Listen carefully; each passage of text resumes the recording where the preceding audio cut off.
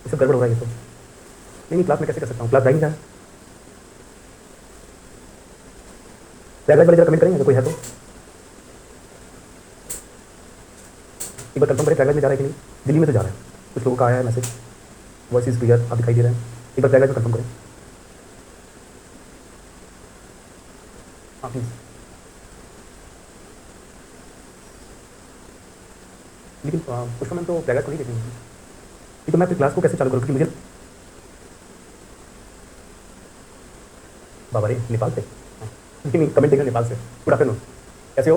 चलो फिर टाइम की बात है कि कैसे हम लोग टाइम थोड़ा निकल गया। टॉपिक पर आते हैं। आज हम लोग करंट पे कौन सा टॉपिक लेंगे, देख लेंगे कौन सा टॉपिक हम लोग कितना कवर कर पा रहे हैं। तो आज का हम लोग का टॉपिक रहेगा एक तो जीएसटी काउंसिल पर, एक हम लोग बात करेंगे एंजल टैक्स पर, एक बात करेंगे इलेक्टोरल बॉन्ड पर, और एक बात करेंगे नैनो यूरिया और उससे संबंधित सवाल को लेंगे। ये 4 टॉपिक है, ठीक है। इन 4 टॉपिक में देखते हैं जितना टॉपिक आज कवर हो पाएगा, घंटे भर में हम लोग उतना टॉपिक करेंगे। इसके बाद हम लोग अपना नेक्स्ट बात कवर करेंगे, ठीक है। क्लास कंटिन्यू रहेगा, डोंट वरी अबाउट इट। हाँ चलो शुरू करते हैं। पहला हम लोग टॉपिक लेते हैं जीएसटी काउंसिल, जीएसटी परिषद, जीएसटी काउंसिल या जीएसटी परिषद। ये टॉपिक ध्यान से जो मैं बता रहा हूँ देखें कितने लोग मेरी बात को ध्यान से सुनते हैं, ठीक है। मैं पूछूंगा कमेंट में जवाब देना है। रेडी? जीएसटी परिषद, जैसे कि अभी न्यूज़ में आया कि जीएसटी परिषद का 52वां सम्मेलन आयोजित हुआ। तो जीएसटी परिषद का 52वां सम्मेलन क्या है ये इंपॉर्टेंट उतना नहीं है जितना कि जीएसटी परिषद और दो, एक तो जीएसटी परिषद, ठीक है, और एक जीएसटीएटी, यानी एटी का मतलब है अपीलेट ट्रिब्यूनल, अपीलेट ट्रिब्यूनल जिसको हम लोग कहते हैं अपीलीय प्राधिकरण, अपीलीय प्राधिकरण, अपीलेट ट्रिब्यूनल यानी अपीलीय प्राधिकरण। तो चलिए शुरू करते हैं, ध्यान से समझते हैं। पहले जीएसटी परिषद को जानते हैं, ये दोनों बहुत इंपॉर्टेंट है, हो सकता है मिलाकर आप समझ। GST goods and service tax आप सभी जानते हैं, जो अभी मुझसे पढ़ रहे बच्चे वो बेचारे भी नहीं जानते जीएसटी, लेकिन इतना जानते हैं कि गुड्स एंड सर्विस टैक्स अप्रत्यक्ष कर होता है। जीएसटी को 1 जुलाई 2017 में लागू किया गया, ठीक है।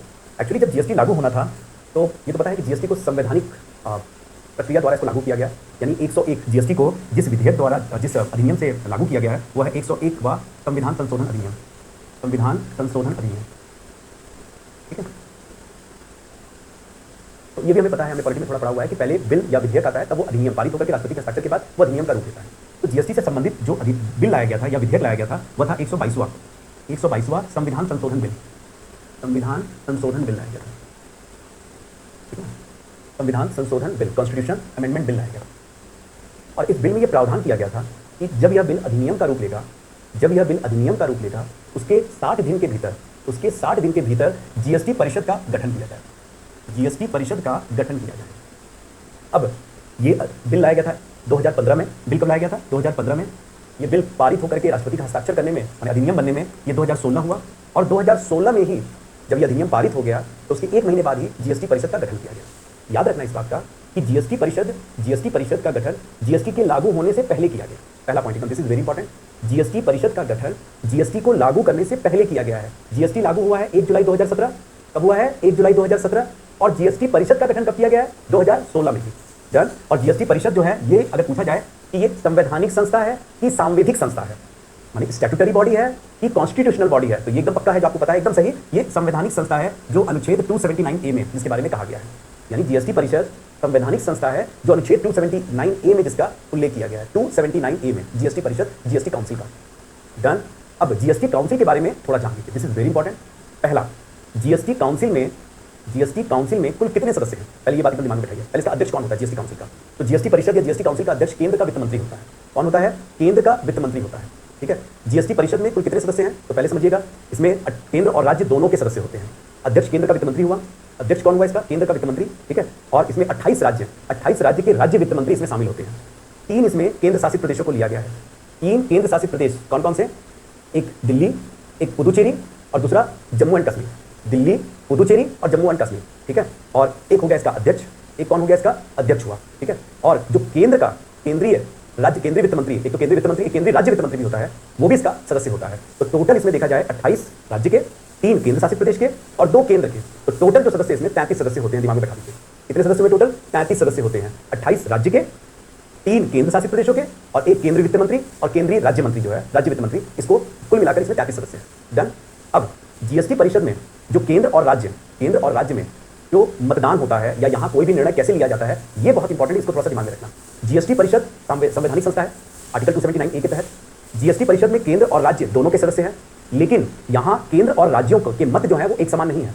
केंद्र को अलग मत मिलता है और राज्यों को अलग मत मिलता है। केंद्र का जो मत है यहाँ पर वो 1/3 मत किसको प्राप्त है? केंद्र को प्राप्त है, याद रखना। और 2/3 मत जो है यहाँ पर मत वोट ये राज्य को प्राप्त। कहने का मतलब है अगर मैं मान लेता हूँ कि टोटल 300 मत है, टोटल 300 मत है, तो 300 में से माने होता नहीं, मैं आपको एग्जांपल से समझा रहा हूँ, 100 मत जो है ये किसका है, ये केंद्र का है, और 200 मत जो है ये किसको मिला हुआ है, ये राज्यों को मिला हुआ है, जो 2/3 है, ये 1/3 है और ये 2/3 है। जीएसटी परिषद का जब भी सम्मेलन होगा या जीएसटी परिषद को जब भी आयोजित किया जाता है तो इसके लिए गणपूर्ति का होना जरूरी है, और जो गणपूर्ति होता है इसका कोरम जो होता है वो 50% सदस्य का होता है। यानी अगर 33 सदस्य है तो कम से कम माना जाता है कि 17 सदस्य उपस्थित होने चाहिए।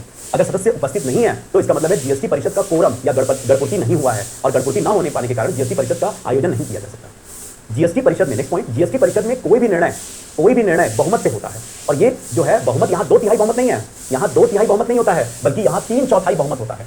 कितना बहुमत होता है, 3/4 बहुमत होता है। अगर मान लीजिए टोटल 300 वोट है तो इसका 3/4 यानी अगर हम बात करें तो 225 वोट अगर पड़ेंगे तभी जाकर के वो निर्णय पारित होगा, जीएसटी परिषद में माना जाएगा। अब केंद्र राज्य को मिला हुआ है 200 मत, केंद्र को मिला हुआ है 100 मत, इसका मतलब है ना तो केंद्र कोई अकेले निर्णय ले सकता है और ना ही राज्य कोई अकेले निर्णय ले सकते हैं, इसीलिए इसको सहयोगात्मक संघवाद यानी कोऑपरेटिव फेडरलिज्म का एक अनूठा उदाहरण माना जा सकता है। ठीक है, एक और बड़ी बात है जो हाल में करंट में है कि हाल ही में सुप्रीम कोर्ट ने यह निर्णय दिया है कि जीएसटी परिषद में कोई भी निर्णय होता है, भले वो 3/4 बहुमत से ही हो, लेकिन उसके निर्णय बाध्यकारी नहीं हो सकते। जीएसटी परिषद के निर्णय बाध्यकारी नहीं हो सकते हैं, कारण क्योंकि केंद्र और राज्य दोनों को वहां एक समान मत नहीं है, पहला, और ना ही केंद्र और राज्य के वहां एक समान सदस्य हैं, तो इसीलिए जीएसटी परिषद के निर्णय बाध्यकारी नहीं होते हैं। ठीक है, बताओ इतने सारे पॉइंट क्या जीएसटी परिषद से संबंधित समझ में आ गया? नहीं लिखवाएंगे एकदम पक्का। ठीक है, तो चलो फिर लिखना शुरू करते हैं। पहले दिमाग में बैठा लो इसको, फटाफट बैठा लो, पक्का शुरू करें। पहले पॉइंट वाइज लिख लेते हैं, चलो शुरू करते हैं। जो एकदम एग्जाम के लिए इंपॉर्टेंट है, जीएसटी परिषद एग्जाम के लिए बहुत इंपॉर्टेंट है। पहला है संवैधानिक संस्था, संवैधानिक संस्था कैसे बताओगे? 279A से, डन, इतना ही काफी है। फिर गठन 2016 में, यानी जीएसटी से पहले, जीएसटी को लागू होने से पहले ही गठन हुआ, डन। फिर अध्यक्ष केंद्रीय वित्त मंत्री, सदस्य केंद्र के 2 सदस्य हैं, राज्य के 28 सदस्य हैं, और यूनियन टेरिटरीज यानी अब केंद्र शासित प्रदेश के 3 कौन कौन है वो लिखो, दिल्ली, पुदुचेरी और जम्मू एंड कश्मीर। ठीक है ना, तो टोटल कितने सदस्य हो गए? टोटल इसमें 33 सदस्य हैं। कुल कितने सदस्य हैं? 33 सदस्य हैं। जल्दी से लिखो, जल्दी से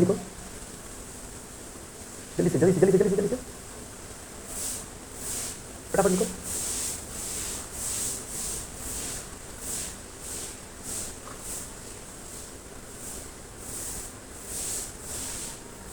डन। अब इसके आगे ये लिखा कि नहीं लिखा पहले बताओ, जल्दी से लिखो, जल्दी से फटाफट।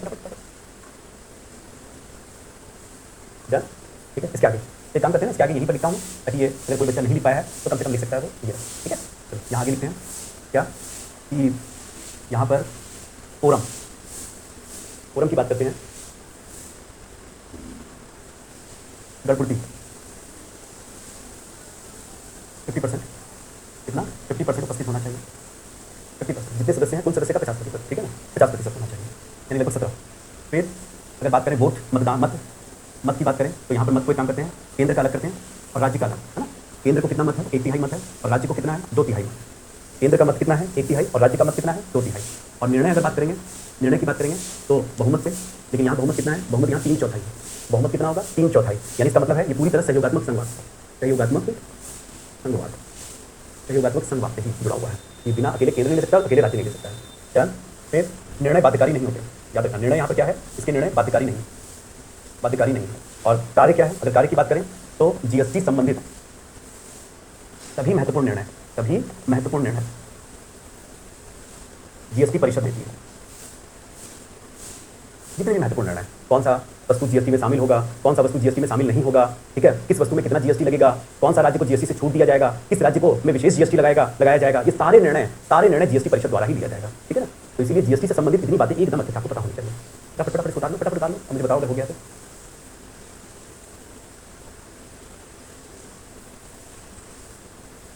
फटाफट उतारो, अच्छे से उतारना है, अच्छे से, है ना। चलो।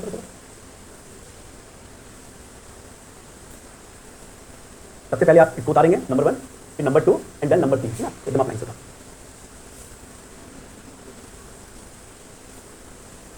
डन हो गया होगा मेरे ख्याल से। केंद्र असहमत होगा तो पास होगा नहीं, दोनों का सहमति होना चाहिए, एकदम नहीं ना, दोनों की सहमति, किसी एक की भी असहमत होने से रुक जाएगा मामला। विकास ये सब बातें मत लिखो, ठीक है, इमोशनल मत मारो, तुम लोग इमोशनल ड्रामा खूब कर रहे हो, ठीक है, चलो शुरू करते हैं, जो शुरू है उसको पहले पढ़ो, हो गया ना, वेरी गुड। अब ये हो गया, ये हो गया ना, अब जल्दी से आओ जीएसटी 80 को पढ़ो, यानी GST appellate tribunal, appellate tribunal बोलते हैं अपीलीय प्राधिकरण, अपीलीय प्राधिकरण, तो जरा समझना जीएसटी अपीलीय प्राधिकरण क्या है। सबसे बड़ी बात है कि जीएसटी अपीलीय प्राधिकरण का गठन होगा, इसका फैसला कब लिया गया, तो 49वीं जो जीएसटी परिषद का बैठक हुआ था, परिषद की बैठक में, इस बैठक में निर्णय लिया गया। सबसे पहले बात तो ये। दूसरा, इसकी स्थापना किस सेक्शन के थ्रू हुआ है, ये भी आपको एकदम याद रखना, पीटी के लिए बहुत इंपॉर्टेंट है। क्या है वो, सीजीएसटी, जीएसटी 3 प्रकार का, सीजीएसटी, एसजीएसटी, आईजीएसटी। तो सीजीएसटी, सीजीएसटी का मतलब है सेंटर जीएसटी, सेंटर जीएसटी, ठीक है। सीजीएसटी एक्ट 2017 का सेक्शन 109, धारा 109, दिस इज वेरी इंपॉर्टेंट, इसको याद रखना, ये कभी मत भूलना। सीजीएसटी एक्ट 2017 की धारा 109 के तहत जीएसटी अपीलीय प्राधिकरण का गठन किया गया, अपीलीय प्राधिकरण का गठन किया गया। ये फैसला लिया गया जीएसटी परिषद के 49वीं बैठक में और इसका गठन हुआ है। इसका जो प्रिंसिपल बेंच है, मुख्य बेंच है, मुख्य बेंच प्रिंसिपल बेंच जो वो है, वो नई दिल्ली में स्थापित किया जाएगा, नई दिल्ली में स्थापित होगा। अब जीएसटी अपीलेट ट्रिब्यूनल को थोड़ा समझना, इसके बाद आगे मैं दिखाता हूँ। एक्चुअली जीएसटी में बड़ी समस्या क्या है कि जीएसटी संबंधित कोई भी विवाद का निपटान करने के लिए कहाँ प्रावधान क्या है, या तो आप सीधे हाईकोर्ट में जाइए, और नहीं तो जो जीएसटी से संबंधित 4 या 5 बेंच बैठ के ट्रिब्यूनल बना हुआ था, ट्रिब्यूनल बने हुए थे, उस ट्रिब्यूनल में जाकर ये मुश्किल से 5 या 6 ट्रिब्यूनल थे पूरे भारतवर्ष में, और वहाँ जीएसटी से संबंधित अगर कोई मामला आ जाता है, जैसे जीएसटी ने किसी व्यक्ति पर फाइन लगाया, पीपीडीटी ने, central board for direct tax और central board for indirect tax होता है, तो मान लीजिए कर अधिकारी ने किसी व्यक्ति या कंपनी पर कोई फाइन लगाया जीएसटी से संबंधित, अब इस मामले की सुनवाई के लिए उसको इन बेंच में ही जाना पड़ता था या हाईकोर्ट का सहारा लेना पड़ता था, यानी इन मामले की सुनवाई के लिए कोई ट्रिब्यूनल नहीं था, कोई ट्रिब्यूनल नहीं था, कोई प्राधिकरण नहीं था। इसीलिए सरकार ने अब निर्णय लिया 49वीं बैठक में कि जीएसटी अपीलीय प्राधिकरण का गठन किया जाएगा। सवाल ये होता है मन में जरूर आएगा कि सर कहाँ 2017 में जीएसटी पास हुआ है और 5 साल के बाद जीएसटी ट्रिब्यूनल का गठन क्यों किया गया, तो इसके पीछे का कारण समझना, क्योंकि जीएसटी ट्रिब्यूनल का गठन करना इतना आसान नहीं था। ये भी देखना था कि जीएसटी ट्रिब्यूनल का गठन कहाँ किया जाएगा, इसका प्रिंसिपल बेंच कहाँ होगा, प्रिंसिपल जो मुख्य बेंच के बैठने के लिए वो कहाँ पर बैठेगा, फिर इसके जो सबऑर्डिनेट बेंच है वो कहाँ होंगे, ये इसमें कितने सदस्य होंगे, ये सारी बातें जो है, इन सारी बातों को तय करने में थोड़ा समय लग गया या समय लगा। और अब आखिरकार सरकार ने यह फैसला ले लिया कि सीजीएसटी एक्ट 2017 के सेक्शन 109 के तहत अब जीएसटी ट्रिब्यूनल का, अपीलेट ट्रिब्यूनल का गठन किया गया। अब यहाँ 2 प्रकार के बेंच होंगे, एक प्रिंसिपल बेंच होगा जो कि नई दिल्ली में है, और उसके अलावा हर स्टेट में, प्रत्येक राज्य में इसके बेंच होंगे। यहां भी एक कैच है, ध्यान रखना, प्रत्येक राज्य में इसके बेंच होंगे। इसका मतलब ये नहीं है कि हर राज्य में ही होना जरूरी है, ये भी हो सकता है कि जो नॉर्थ ईस्टर्न के स्टेट हैं, उत्तर पूर्वी, हमारे जो नॉर्थ ईस्ट के जितने भी स्टेट, उत्तर पूर्वी राज्य के जितने भी राज्य हैं, अगर वो चाहें तो 4-5 राज्य मिल करके कहीं एक जगह बेंच स्थापित कर सकते हैं, और वो बेंच से वो चारों राज्यों में सुनवाई की जाएगी, चारों राज्यों के मामले उस बेंच में जाएगा। तो ये जरूरी है कि हर राज्य में होना चाहिए, लेकिन लगभग हर राज्य में बोला गया कि एक बेंच स्थापित हो जाना चाहिए। लेकिन अगर 2-3 राज्य, उत्तर पूर्वी राज्य के अगर ये लोग एक बेंच स्थापित करना चाहते हैं तो उसकी अनुमति उसको उनको मिल दी जाती है। अब सर ये प्रिंसिपल बेंच और राज्य में जो बेंच, इसका काम क्या होगा, तो 2 समझना, जीएसटी में 2 प्रकार का व्यापार है, 2 प्रकार का यहाँ पर व्यापार होता है। क्या, एक होता है इंटर स्टेट, इंटर स्टेट का मतलब एक राज्य से दूसरे राज्य में, और दूसरा होता है इंट्रा स्टेट। दूसरा क्या होता है, इंट्रा स्टेट होता है, जैसे समझना, एक होता है इंटर स्टेट अंतर राज्य व्यापार, और एक होता है अंतरा राज्य व्यापार। जब एक राज्य से दूसरे राज्य में व्यापार हो रहा है, जैसे यूपी से राजस्थान में हो रहा है, तो वो होगा इंटर स्टेट। लेकिन जब एक ही राज्य में अलग अलग स्थान पर व्यापार हो रहा है तो हम इंट्रा स्टेट कहते हैं। तो इंट्रा स्टेट के अगर कोई मामला आता है, कोई मामले की सुनवाई करना है या मामले का अपील करना है, तो उसके लिए राज्य की जो बेंच है, वहां पर राज्य में जो अपीलेट ट्रिब्यूनल बनाया जाएगा, वहां इसकी सुनवाई होगी। लेकिन अगर कोई मामला इंटर स्टेट हो, एक राज्य से दूसरे राज्य में हो, तो उसके मामले की सुनवाई कहां होगी, उसके मामले की सुनवाई मुख्य बेंच यानी प्रिंसिपल बेंच में होगा, ठीक है ना। और यहां पर 2 टेक्निकल सदस्य होंगे और 2 जुडिशरी के होंगे। हर बेंच में 2 टेक्निकल सदस्य होंगे, तकनीकी सदस्य, और 2 जुडिशरी के होंगे। और 4 सदस्य हैं तो 4 में 2 तकनीकी सदस्य, तो एक केंद्र का होगा और एक राज्य का होगा। 2 तकनीकी सदस्य यहां पर क्या है, हर बेंच में, यानी प्रत्येक बेंच में अगर बात करें कितने सदस्य हैं, 5 सदस्य हैं। कैसे, एक अध्यक्ष होगा, 2 तकनीकी सदस्य होंगे, और 2 इसमें जुडिशरी के यानी न्यायालय के सदस्य होंगे, ठीक है। रिटायर्ड जज वज यहां पर आएंगे, 2 जुडिशरी के होंगे। अब 2 तकनीक के हैं, 2 जुडिशरी के, तो यहां भी सेंटर और स्टेट का एक सदस्य होगा, यहां भी सेंटर और स्टेट का एक सदस्य होगा, यानी सेंटर का भी प्रतिनिधित्व होगा और स्टेट का भी प्रतिनिधित्व होगा, और टोटल 5 सदस्य। लेकिन ध्यान रखना, इसका जो अध्यक्ष है वो केंद्र का वित्त मंत्री नहीं होता है, इसका अध्यक्ष सरकार नियुक्त करेगी सुप्रीम कोर्ट के जो सलाह मशवरा करके, उनसे मशवरा करके या उनसे बातचीत करके, जो व्यक्ति कोई भी जो कानून का ज्ञाता होगा या कानून के बारे में या जज होगा, उसको यहाँ पर अध्यक्ष के रूप में नियुक्त किया जाएगा। इसमें हर बेंच जो यहाँ पर बेंच का गठन किया जाएगा, हर बेंच की बात करें, ठीक है। तो ये है जीएसटी अपीलेट ट्रिब्यूनल और जीएसटी परिषद। एक बार जल्दी से इसको भी अपना नोट्स बना लो, देन के बाद हम लोग फिर जल्दी से नोट्स बना लो।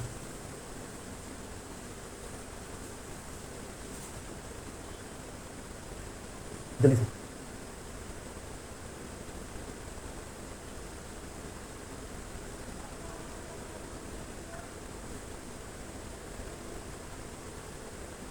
कर लो। तालिया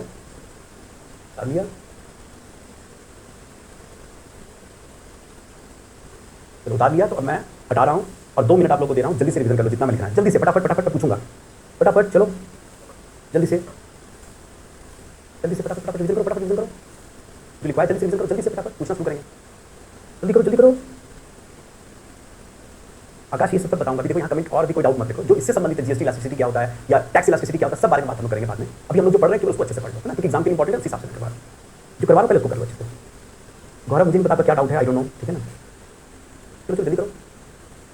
देखो मैंने यहाँ पर कमेंट इसलिए मंगवाया था कि मुझे पता है कि साउंड वाउंड सब ठीक आ रहा है कि नहीं, बाकी मैं क्वेश्चन लेने के लिए बुलाया, क्वेश्चन ले जाऊंगा तो बहुत लंबा समय लग जाएगा, ठीक है। जल्दी पढ़ाना है, नहीं तो फिर क्लास लंबा हो जाएगा। शुरू करें फिर, चलो तो शुरू करते हैं, स्टार्ट कर रहा हूँ मैं, जल्दी से बताओ। जीएसटी परिषद, ठीक है, वो लिखना नहीं है, बिल्कुल लिखना नहीं, चिंता मत, लिखना नहीं है, बस मुझे बताना है, मैं सुन रहा हूँ, मेरे पास आ रहा है। सबसे पहले जीएसटी परिषद संवैधानिक संस्था है कि सांविधिक संस्था है? क्या बात, संवैधानिक संस्था है। जीएसटी परिषद किस अनुच्छेद से संबंधित है? 279A, क्या बात है। जीएसटी परिषद का गठन तो 2017 में हुआ था? नहीं सर, 2016 में। अच्छा, जीएसटी कब लागू हुआ था? 1 जुलाई 2017 में, क्या बात। अच्छा, जीएसटी परिषद में सबसे अधिक केंद्र के सदस्य होते हैं? गलत, राज्य के सबसे ज्यादा सदस्य होते हैं। अच्छा, केंद्र के कितने सदस्य होते हैं सर? अध्यक्ष और एक केंद्र राज्य वित्त मंत्री, तो 2 हुए, केंद्र के 2 हैं सर। अच्छा, और टोटल कितने होते हैं? टोटल कितने हैं? टोटल 33 है, तो 2 और 28 राज्य है, तो 30 हुए, तो 3 कहां से आ गए? 3 केंद्र शासित प्रदेश के हैं। कौन कौन से जरा बताओ? दिल्ली, पुदुचेरी माने पांडिचेरी और जम्मू और कश्मीर, क्या बात है। अच्छा, जीएसटी परिषद में कोरम क्या हो, गणपूर्ति क्या है, कितने हैं? जितने सदस्य हैं उसके 50% सदस्य उपस्थित होने चाहिए, तभी जीएसटी परिषद का आयोजन होगा, क्या बात। अच्छा, जीएसटी परिषद में जो निर्णय है, मत जो है वो केंद्र को कितना मिला हुआ है? 2/3 है? नहीं सर, 1/3 है, क्या बात है। और राज्य को कितना मिला हुआ है? 1/3? नहीं, 2/3 मिला हुआ है, क्या बात। अच्छा, जीएसटी परिषद में जो निर्णय है वो किस आधार पर लिए जाते हैं? बहुमत के आधार पर। बहुत बढ़िया, तो यहाँ पर बहुमत मतलब उपस्थित और मतदान देने वाले, याद रखना, कुल सदस्य नहीं, उपस्थित और मतदान देने वाले। तो उपस्थित और मतदान देने वाले अगर 3/4 सदस्य हो तो वो निर्णय मान लिया जाता है। तो 3/4 का मतलब केंद्र भी इसमें शामिल होना चाहिए और राज्य भी। मैंने बताया था 225 वोट, अगर 300 वोट है मानकर चल रहे हैं, 225 वोट चाहिए, जबकि केंद्र का 100 है और राज्य का 200 है, तो इसका मतलब दोनों के वोट चाहिए तभी हो पाएगा, यानी सहयोगात्मक संघवाद पर। अच्छा, जीएसटी परिषद के निर्णय तो केंद्र राज्य दोनों के लिए बाध्यकारी है? नहीं सर, सुप्रीम कोर्ट ने निर्णय दिया दोनों के लिए बाध्यकारी नहीं है। अच्छा, एक बात बताओ, जीएसटी के संदर्भ में केवल केंद्र ही कानून बना सकता है समवर्ती सूची में, राज्य नहीं? नहीं सर, केंद्र और राज्य दोनों कानून बना सकते हैं समान रूप से, दोनों को समान रूप से कानून बनाने का अधिकार है। क्या बात है, बहुत बढ़िया, एकदम बैठो। अच्छा बताओ, जीएसटी परिषद के बारे में तो ठीक है, सरकार द्वारा हाल ही में एक ट्रिब्यूनल गठन किया गया, उसका नाम क्या बताओ? GST appellate tribunal. एक बार मेरे साथ साथ बोलो, जीएसटी अपीलेट ट्रिब्यूनल, फिर से बोलो, जीएसटी अपीलेट ट्रिब्यूनल, जीएसटी अपीली प्राधिकरण। डन। अच्छा, जीएसटी अपीली प्राधिकरण की स्थापना किस धारा और किस अधिनियम के तहत हुआ? Sir, CGST, central GST act 2017 की धारा 109 के तहत, सेक्शन 109 के तहत। फिर से बोलो, एक बार रिपीट करो, सीजीएसटी एक्ट 2017 की धारा 109 के तहत। अच्छा, जीएसटी अपीलेट ट्रिब्यूनल में तो किसी भी प्रकार के कर से संबंधित मामलों को लाया जा सकता है? नहीं सर, केवल जीएसटी संबंधित विवाद को ही जीएसटी अपीलेट ट्रिब्यूनल में लाया जा सकता है। अच्छा, इसका एक ही तो बेंच है ना दिल्ली में, नई दिल्ली में? नहीं सर, वो तो प्रिंसिपल बेंच है, इसके बाद राज्यों में भी इसके बेंच के गठन होगा, लेकिन जरूरी नहीं कि हर राज्य में हो, 2-3 राज्य मिलाकर भी एक बेंच बना सकते हैं। अच्छा, एक बात बताओ, केंद्र शासित प्रदेश का अगर कोई मामला आएगा तो किस राज्य में जाएगा? सर, वो प्रिंसिपल बेंच में जाएगा। अच्छा, और अगर कोई एक ही राज्य में मामला होगा, कोई विवाद होगा तो कहां जाएगा? सर, अगर सरकार और किसी करदाता के बीच में कोई ऐसा विवाद होता है, सरकार और करदाता के बीच में, तो वो मामला अगर एक ही राज्य में है, अंतरराज्य व्यापार से संबंधित है, तो वो स्टेट के बेंच में जाएगा। नहीं, अगर वो इंटर स्टेट व्यापार है, अंतरराज्य व्यापार है, तो वो प्रिंसिपल बेंच में जाएगा। अच्छा, इसका अध्यक्ष, जीएसटी परिषद का अध्यक्ष कौन है? प्रधानमंत्री होता है ना? नहीं सर, केंद्र का वित्त मंत्री होता है जीएसटी परिषद का अध्यक्ष। तो जीएसटी अपीलेट ट्रिब्यूनल का अध्यक्ष भी केंद्र का वित्त मंत्री, एकदम सही? नहीं सर, ये भी नहीं, ये तो सरकार नियुक्त करेगी सुप्रीम कोर्ट से विचार विमर्श करके या सलाह मशवरा करके, और जुडिशरी के किसी बंदे को इसका अध्यक्ष नियुक्त किया जाएगा। तो जीएसटी अपीलेट ट्रिब्यूनल में फिर कितने सदस्य हैं? सर, इसमें 5 सदस्य होंगे, एक अध्यक्ष होगा, 2 तकनीकी सदस्य होंगे और 2 जुडिशरी के होंगे। और सर, तकनीकी सदस्य में भी एक केंद्र का और एक राज्य का, सर जुडिशरी में भी एक केंद्र का और एक राज्य का होगा, यानी समान रूप से यहाँ पर दोनों का प्रतिनिधित्व रहेगा। दिस इज अबाउट जीएसटी परिषद और जीएसटी अपीलेट ट्रिब्यूनल। जल्दी से बताओ कि हाँ सर, बातें समझ में आ गई हैं एकदम अच्छे से। डन डन डन, जल्दी लिखो, फटाफट फटाफट, जल्दी से लिखो, जल्दी से लिखो, बच्चे लोग जल्दी लिखो।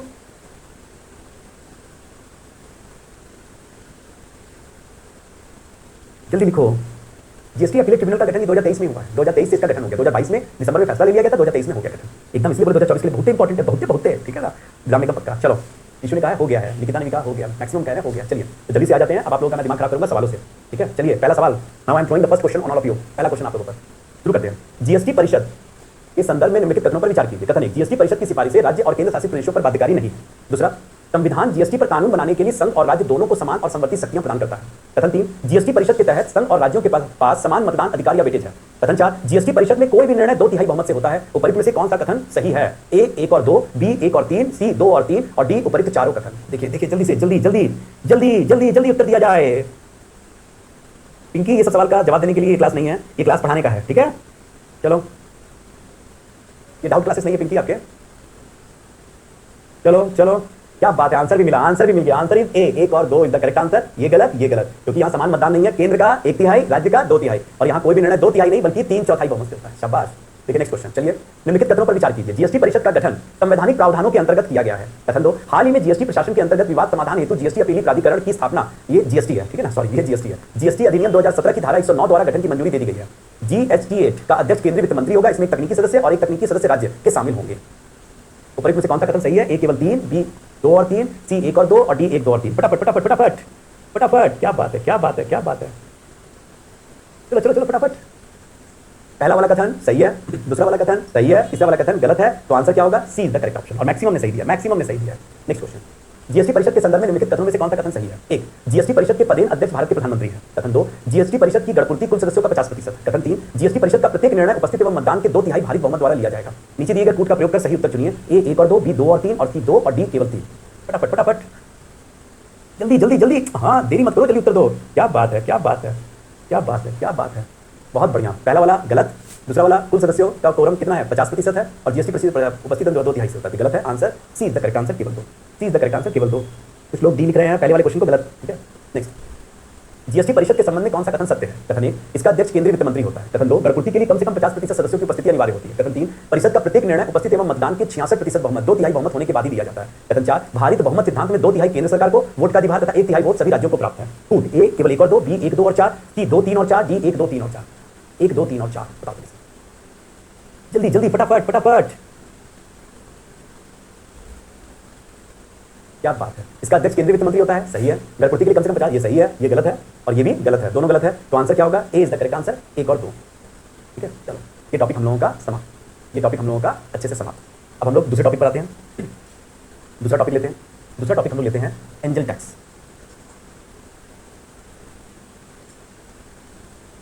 एंजल कर, ये बहुत इंपॉर्टेंट है, क्योंकि ये 1 अप्रैल 2024 से लागू हो जाएगा। इसके जो नए संशोधन है उसको 1 अप्रैल 2024 से लागू कर दिया जाएगा।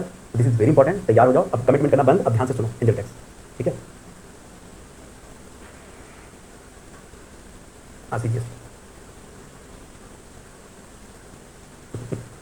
चलो शुरू करें। एंजल कर, एंजल कर क्या होता है? एंजल टैक्स क्या होता है, जरा समझना। एंजल टैक्स को समझने से पहले आपको समझना होगा पहले स्टार्टअप को। कोई भी अगर आप नया बिजनेस शुरू कर रहे हैं तो उसको क्या कहा जाता है? स्टार्टअप। कोई भी अगर आप नया बिजनेस शुरू कर रहे हैं तो उसको क्या कहा जाता है? स्टार्टअप। ठीक है, क्या कहा जाता है उसको? स्टार्टअप। अब स्टार्टअप की हमारे देश में एक परिभाषा दी गई है, उस परिभाषा को जरा आपको याद रखना है, अभी उसको गलती मत करना। परिभाषा, इसको स्टार्टअप कहा जाता है। केवल एक नया बिजनेस शुरू कर देना स्टार्टअप नहीं, क्योंकि उस परिभाषा के अंतर्गत क्या? पहला कि वह कंपनी अधिनियम 2013 में पंजीकृत तथा भारत में स्थित हो। कंपनी अधिनियम 2013 में स्थित हो और कहां स्थित हो? भारत में स्थित हो। डन, पहला। दूसरा, अपनी स्थापना से लेकर अब तक उसने 10 वर्ष पूरा ना किया। स्थापना से लेकर अब तक 10 वर्ष पूरा ना किया, 10 वर्ष पूरा ना हो। मतलब आज अगर मैं किसी कंपनी को अगर स्टार्टअप बोलने जा रहा हूं तो मुझे देखना पड़ेगा इसकी स्थापना कब हुई। ऐसा तो नहीं हुआ कि इसकी स्थापना से 10 वर्ष पुरानी हो चुकी है। अगर वो 10 वर्ष ज्यादा हो गई है तो उसको स्टार्टअप नहीं माना जाएगा, यानी अभी वो 10 वर्ष से ज्यादा पुरानी नहीं होनी चाहिए स्थापना से, उसको स्टार्टअप ही माना जाएगा। मतलब आज स्थापित हो रहे हैं तो आप अगले 10 साल तक आप स्टार्टअप ही रहेंगे। ठीक है ना। फिर किसी भी वर्ष उसका टर्नओवर, कारोबार 100 करोड़ रुपए से ऊपर ना हो। उसका अधिकतम कारोबार कितना होना चाहिए? खरीद बिक्री जो है वो 100 करोड़ से ज्यादा नहीं होना चाहिए। ये 3 बातें हैं तो हम किसी कंपनी को स्टार्टअप कंपनी कह सकते हैं। जल्दी से बताओ स्टार्टअप की परिभाषा क्या है? पहला, कंपनी अधिनियम 2013 में पंजीकृत और भारत में स्थित हो। दूसरा, स्थापना से लेकर अब तक वो 10 वर्ष से ज्यादा पुरानी नहीं होनी चाहिए, और उसका सालाना कारोबार, 1 साल का कारोबार 100 करोड़ से अधिक नहीं होना चाहिए। लिख लिया इसको? जल्दी लिखो, जल्दी। 1 मिनट दिया जाएगा, जल्दी जल्दी।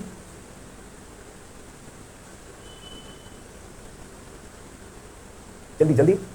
तो इसको क्या कहा जाता है? स्टार्टअप। लिख लिया ना? Very good. अब जरा समझना, जनरली जो स्टार्टअप कंपनी होती हैं, जो स्टार्टअप होते हैं, ठीक है, ये अनलिस्टेड होते हैं। ठीक है, अनलिस्टेड यानी इसको बोलते हैं गैर सूचीबद्ध। गैर सूचीबद्ध होता है। इसका क्या मतलब है? कंपनी 2 प्रकार की होती है, एक लिस्टेड और एक अनलिस्टेड। सूचीबद्ध और गैर सूचीबद्ध।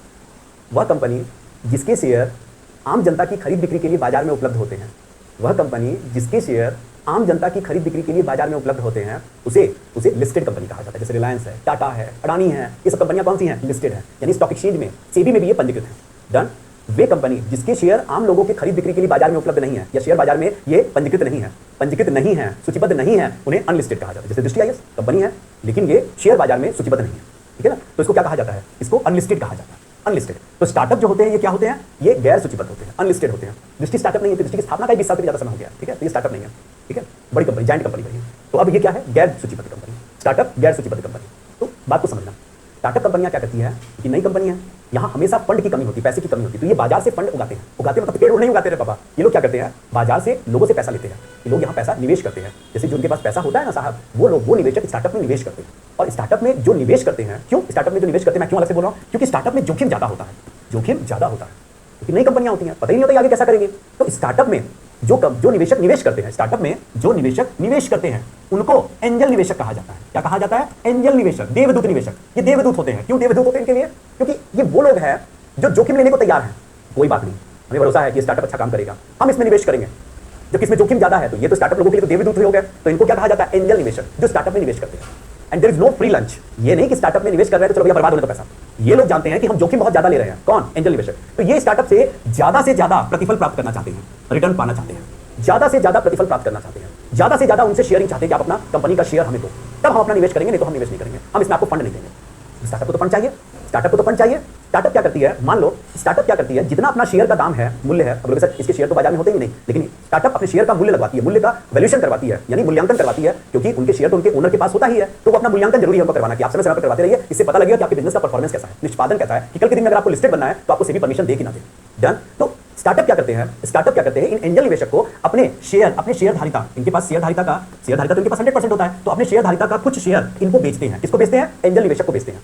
स्टार्टअप अपने स्वामित्व का, अपनी शेयरधारिता का कुछ भाग, कुछ शेयर किसको बेचते हैं, एंजल निवेशक को बेचते हैं, और बदले में एंजल निवेशक से धन प्राप्त करते हैं। अब क्या हुआ, इससे क्या हुआ, एंजल निवेशक के पास कुछ शेयर आ गया, यानी स्वामित्व आ गया, तो एंजल निवेशक उसका प्रॉफिट भी लेना चाहेगा कि जब प्रॉफिट होगा तब एंजल निवेशक को भी उसका हिस्सा मिलेगा।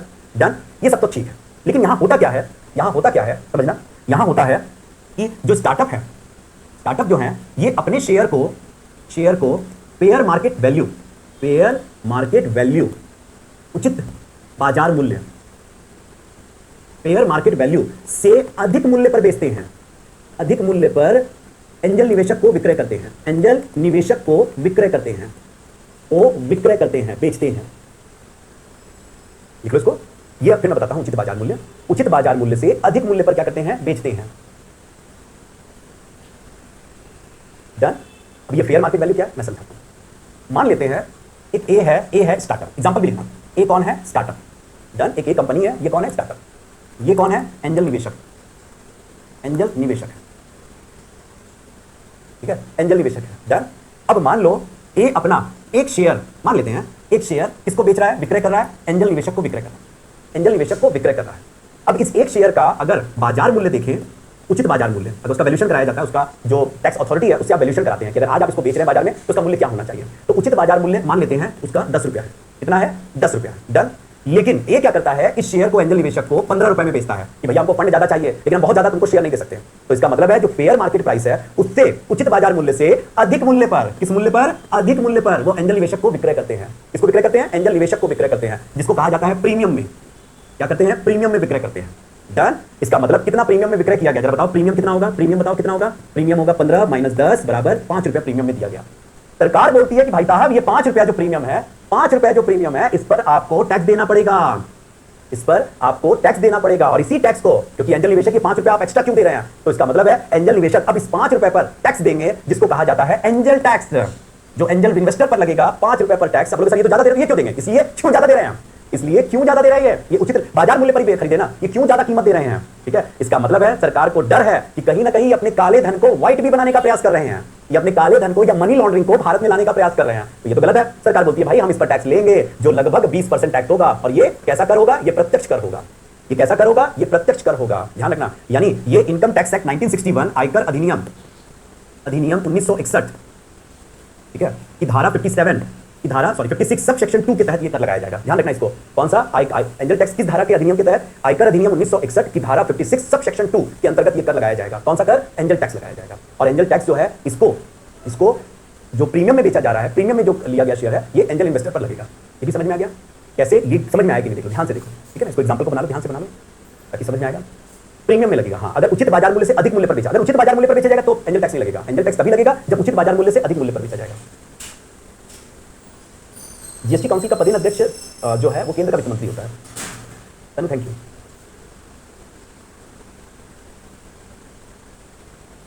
डन। जल्दी जल्दी बहुत बढ़िया, ठीक है। तो ये कुछ बातें हैं जो दिमाग में रखना है एंजल टैक्स को लेकर के। डन। अब एंजल टैक्स से संबंधित कुछ बातें और भी कि एंजल टैक्स को शुरू कब किया गया था। एंजल टैक्स को वर्ष 2012 में शुरू किया गया भारत में। उस समय के जो तत्कालीन वित्त मंत्री थे उन्होंने इसको शुरू जो किया था, इसका मुख्य मकसद जो था 2012 में कि ताकि मनी लॉन्ड्रिंग को रोका जा सके। यहाँ एंजल कर के रूप में नहीं था, मनी लॉन्ड्रिंग को रोकने के लिए लाया गया था एंजल टैक्स को, ठीक है ना। अब सर ये भी क्यों पढ़ना जरूरी है? इसलिए पढ़ना जरूरी है बाबू मेरे कि सरकार ने 2023-24 के बजट में एक प्रावधान कर दिया। इस बार का जो बजट आया ना, इस बजट में एंजल टैक्स को लेकर के एक प्रावधान किया गया है। क्या प्रावधान ये है कि पहले क्या था, पूर्व में एंजल टैक्स, ठीक है, एंजल टैक्स से विदेशी निवेशक बाहर थे। विदेशी निवेशक क्या थे? इससे बाहर थे।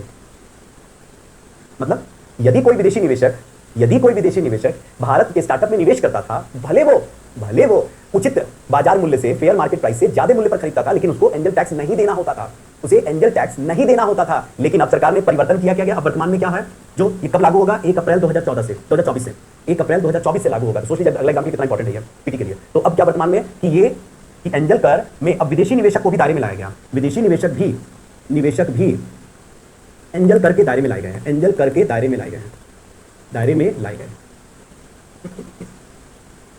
विदेशी निवेशक भी अब एंजल कर के दायरे में लाए गए हैं, यानी अब विदेशी निवेशक को भी कर देना पड़ेगा। और यही कारण है कि ऐसी संभावना प्रकट की जा रही है कि इससे स्टार्टअप बहुत प्रभावित होंगे, क्योंकि स्टार्टअप में ऐसे ही अभी फंड बहुत कम आ रहा है और विदेशी निवेशक को अगर कर देना पड़ जाएगा तो वो भी अपना निवेश करना कम कर देंगे। तो कहीं ना कहीं इससे माना जा रहा है कि भारत में स्टार्टअप बहुत ज्यादा प्रभावित हो सकता है, ठीक है ना। तो इसको अच्छे से कर लीजिए। चलिए, मेरे ख्याल से एंजल टैक्स समझ में आ चुका है।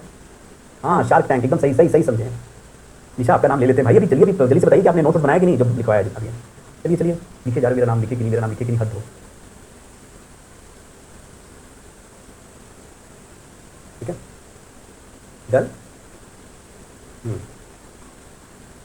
डन क्लियर एकदम।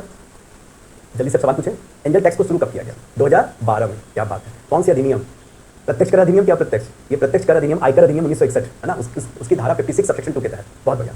एंजल स्टार्टअप क्या होता है? स्टार्टअप वह कंपनी है जो भारत में स्थित हो, जो कंपनी अधिनियम 2013 में पंजीकृत हो, जिसका सालाना टर्नओवर 100 करोड़ से ऊपर ना हो और जो 10 वर्ष से अधिक पुरानी ना हो। बहुत बढ़िया। अब जल्दी से बताओ कि एंजल टैक्स जो है ये किस शेयर पर लगता है? तो एंजल टैक्स का मतलब क्या होता है? जो स्टार्टअप है अगर वो बाजार से फंड जुटाने में एंजल निवेशक को अपने शेयर फेयर मार्केट प्राइस, उचित बाजार मूल्य से अधिक मूल्य पर बेचती है, तो जो भी अधिक मूल्य पर बेचेगी, प्रीमियम में बेचेगी, उस पर जो एंजल निवेशक है they will pay the tax, that is called the angel tax. ठीक है ना, वो एंजल टैक्स चुकाना पड़ेगा उनको। ठीक है, उनको क्या चुकाना पड़ेगा? Angel tax. अभी तक एंजल टैक्स में जो विदेशी निवेशक थे वे बाहर थे, उस दायरे के बाहर थे, लेकिन अब उनको भी दायरे में लाया जाएगा। यानी जो विदेशी निवेशक हैं, जो एंजल इन्वेस्टर जो विदेशी हैं, उनको भी लाया गया। इससे कहीं ना कहीं स्टार्टअप के निवेश प्रभावित हो सकते हैं और ये अप्रैल 2024 से लागू हो जाएगा। ठीक है ना। तो चलिए इससे संबंधित फटाफट एक सवाल लेते हैं। एंजल टैक्स के संदर्भ में निम्नलिखित कथनों पर विचार कीजिए। एंजल टैक्स तब लगाया जाता है जब एक गैर सूचीबद्ध कंपनी उचित बाजार मूल्य से अधिक कीमत पर शेयर जारी करती है। कथन 2, हाल ही में किसी स्टार्टअप में विदेशी निवेशकों के निवेश को एंजल टैक्स के दायरे से बाहर कर दिया गया। उपरोक्त कथनों में कौन सा कथन सही है? ए केवल 1, बी केवल 2, सी 1 और 2 दोनों, डी ना तो 1 ना ही 2। बताओ जल्दी। पहला वाला कथन सही, क्या बात है। दूसरा वाला कथन गलत, उनको बल्कि शामिल कर दिया गया। तो A is the correct option. सही पूछा ना, A is the correct option. Done. चलो एक सवाल और लेते हैं। हो गया। बताओ, स्टार्टअप के संदर्भ में निम्नलिखित कथनों पर विचार कीजिए। कथन 1, उस फर्म को स्टार्टअप माना जाता है जिसका टर्नओवर गठन के बाद से किसी वित्तीय वर्ष में न्यूनतम 100 करोड़ रुपए है। क्या बात है, सही है ना। अपने गठन या रजिस्ट्रेशन से लेकर 5 साल तक के कामकाज के दौरान किसी भी इकाई को स्टार्टअप माना जाएगा। कथन 3, एंजल कर सूचीबद्ध और गैर सूचीबद्ध दोनों पर आरोपित हो सकता है। कथन 4, एंजल कर को पहली बार 2012 में केंद्रीय बजट में धन शोधन को रोकने के लिए प्रस्तुत किया गया था। उपरोक्त में से कौन सा कथन सही नहीं है? ए केवल एक कथन। कौन सा नहीं? कितने कथन है ना, कितने कथन सही नहीं है। केवल 2 कथन, केवल 3 कथन, उपरोक्त सभी कथन। क्या बात है। पहला सही है, पहला गलत है। यहाँ न्यूनतम दिया हुआ है जबकि वो अधिकतम 100 करोड़ है। दूसरा भी गलत है, तीसरा भी गलत है, चौथा सही है। तो कितने कथन गलत हो गया? केवल 3 कथन गलत हो गए। देखिए ध्यान से, केवल 3 कथन गलत है।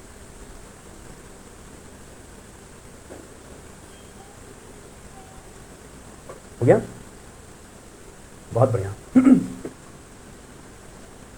हाँ, करंट अफेयर पढ़ना जरूरी है क्योंकि वो अभी लिंक होगा। ठीक है, चलिए अब एक और टॉपिक ले लेते हैं और वो ले लेते हैं कोई 2 में से बचा है। एक नैनो यूरिया है, एक इलेक्ट्रोल बॉन्ड है। दोनों टॉपिक तुम लोग पढ़ा नहीं पाएंगे, दोनों नहीं ले पाएंगे। एक दोनों में से कोई टॉपिक ले लेते हैं। ठीक है, तो एक काम करते हैं, चुनावी बॉन्ड ले लेते हैं। चुनावी bond, electoral bond. Nano urea को नेक्स्ट ले लेंगे हम लोग, कोई दिक्कत नहीं। नैनो यूरिया, नैनो डीएपी बहुत कुछ है, दोनों को पढ़ना है। लेकिन अच्छे बजे तक क्लास थोड़ा सा लेट शुरू हुआ, उसके लिए आई एम सॉरी। वो थोड़ा सा दिक्कत हो रहा था कि पता नहीं चल पा रहा था कि क्लास लाइव कहाँ हो रहा है। ठीक है ना, तो कोई बात नहीं, नेक्स्ट बार में दिक्कत नहीं होगा। ठीक है, चलो चुनावी बॉन्ड, इलेक्ट्रोल बॉन्ड। ठीक है, शुरू करते हैं। इलेक्ट्रोल बॉन्ड समझना जरा, ये बॉन्ड है। एक बॉन्ड क्या होता है? What is bond? बॉन्ड वह ऋण पत्र होता है जिसके माध्यम से बाजार से उधार लिया जाता है। बॉन्ड वह ऋण पत्र होता है जिसके माध्यम से बाजार से पूंजी जुटाया जाए। डन। बॉन्ड की तीन मुख्य विशेषता। बॉन्ड की, किसी भी बॉन्ड की या डिबेंचर की तीन प्रमुख विशेषता होती है। जैसे बोल रहा हूँ, बॉन्ड वह ऋण प्रपत्र होता है क्योंकि ऋण के रूप में लिया जाता है। क्यों? क्योंकि बॉन्ड देयता को बढ़ाता है, देयता में वृद्धि करता है। क्या बढ़ाता है? देयता में वृद्धि करता है। ठीक है ना? क्योंकि बॉन्ड में जनरली उधार लिया जाता है। ठीक है, तो यहाँ ब्याज चुकाना होता है, यहाँ ब्याज चुकाना होता है। इसीलिए तो जो बॉन्ड में निवेश करते हैं उसे कंपनी का स्वामी नहीं कहा जाता है, बल्कि उसे कंपनी का लेनदार कहा जाता है, क्योंकि उनको ब्याज प्राप्त होता है। उनको कंपनी का लेनदार या क्रेडिटर कहा जाता है। डन। तो बॉन्ड की तीन प्रमुख विशेषता होती है। क्या? वहाँ ब्याज निश्चित होता है, ब्याज या कूपन निश्चित होता है, यहाँ निश्चित होता है। डन। अवधि निश्चित होती है, अवधि यहाँ निश्चित होगी, 5 साल 10 साल अवधि निश्चित होगा। और सबसे बड़ी बात है, यहाँ रिटर्न प्रतिफल गारंटी युक्त होगा, गारंटी युक्त होगा। इसका क्या मतलब है? मतलब है आपको कंपनी को लाभ हो रहा है या नुकसान हो रहा है, उसको ब्याज तो चुकाना ही है। उसका मतलब प्रतिफल गारंटी युक्त होता है। तो बॉन्ड की तीन प्रमुख विशेषता होती है, ब्याज या कूपन निश्चित होता है, अवधि निश्चित होती है और प्रतिफल गारंटी युक्त होता है। डन। अब जब हम बात करते हैं चुनावी बॉन्ड, इसकी बात करते हैं चुनावी बॉन्ड। चुनावी बॉन्ड एक विशेष प्रकार का बॉन्ड है, ये विशेष प्रकार का बॉन्ड है, बहुत चर्चा में है। अभी हाल ही में सुप्रीम कोर्ट ने इसके लिए 5 जजों का बेंच स्थापित किया है जो चुनावी बॉन्ड के बारे में फैसला लेगा। बहुत जल्द इसके निर्णय आने वाले हैं। इसकी वैधता पर भी सवाल उठ गए कि चुनावी बॉन्ड को इसके रूप में मनी बिल के रूप में पास करवाया गया 2017 में। तो यह विशेष प्रकार का बॉन्ड है जिसमें ब्याज नहीं दिया जाता। हाँ, जिसमें ब्याज या कूपन नहीं दिया जाता, कूपन नहीं दिया जाता। मतलब यहाँ अगर आप निवेश करेंगे तो आपको कोई ब्याज, कोई कूपन प्राप्त नहीं होगा। ठीक है, कोई ब्याज या कोई कूपन प्राप्त नहीं होगा। तो आखिर ये चुनावी बॉन्ड होता क्या है, समझना। सबसे पहले तो जान लो कि इसे वर्ष 2017-18 में घोषित किया गया। 2017-18 में घोषित किया गया कि सरकार अब चुनावी बॉन्ड को जारी करेगी। चुनावी बॉन्ड को जारी किया जाएगा और चुनावी बॉन्ड के द्वारा ही फंड जुटाया जाएगा। इसलिए अभी मैं बताता हूँ, लेकिन याद रखना इसको वर्ष 2018 से शुरू किया गया।